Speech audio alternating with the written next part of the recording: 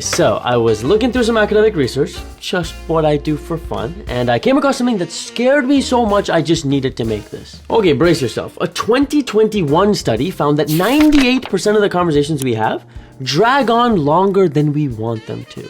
No reaction? Okay, let me rephrase. Out of all the conversations you had today, 98% of those people were bored.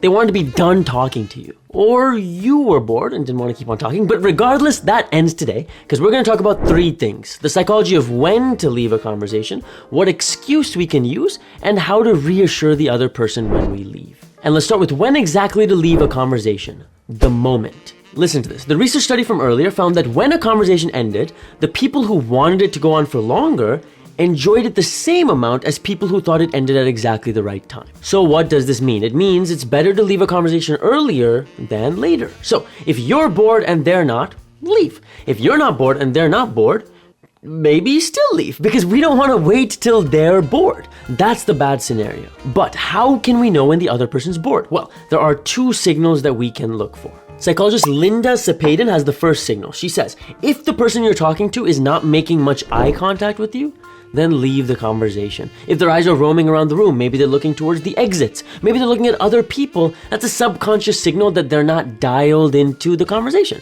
that they're not fully engaged. And a 1975 research study, it's the latest addition to my wall because it has the second key signal we gotta look for. They found that weight shifts onto one leg are a clear sign that someone's trying to leave. Or when someone's body is pointed away from you, or their feet are pointed away from you towards an exit. It's literally like a sprinter hitting ready, set, go, right? These are all preparatory actions for someone trying to dip, which means that's the moment that we should leave them alone. And after we found that moment, we need the excuse. Everyone has their favorite, right? Oh, I need to go to the bathroom. I need to refill my drink. Oh my God, I have a family emergency. Don't use that one.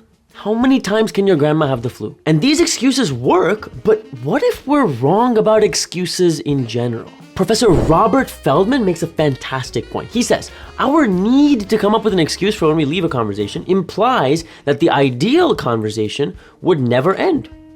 It would just go on forever, and we can all accept that that's utter BS. Even the ideal conversation has to end at some point. But if it's not with an excuse, we can't just say bye and just get up and leave, right? So what can we say instead? And the best is actually the simplest.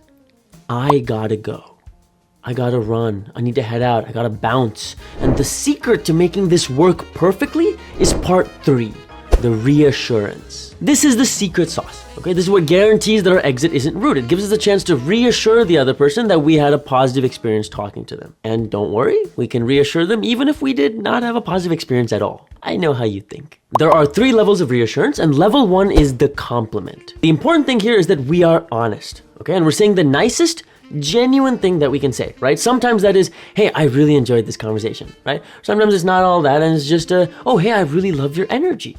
Or if it's none of that, it can be as simple as, hey, I hope you have a really nice day. We gotta mean at least that. Come on, we're not animals. Reassurance level 2 is asking for socials. This is great because of how well it's integrated into our everyday life, right? It's become so common to ask someone, hey, what's your Instagram or your website or just some way to keep connected, right? Because it's a low cost, low stakes way, even if we don't want to talk to them ever again, just to reassure them that, hey, we're good. We chill. Reassurance level 3, schedule a future interaction. This is the highest level of reassurance that we like someone, right? Literally then and there making plans to see them again. But it comes with a very common mistake. And that mistake is when we use level 3 with people that we actually don't want to see again, right? It's when we casually throw around, hey, I hope we get to hang out. Oh, hey, we should hang out sometime. Oh, we should catch up sometime. Even when we have no intention of following up, right? And that comes with 2 horrible consequences. First, it's giving them false hope of something that's only going to disappoint them. And second, it reduces the value of our words.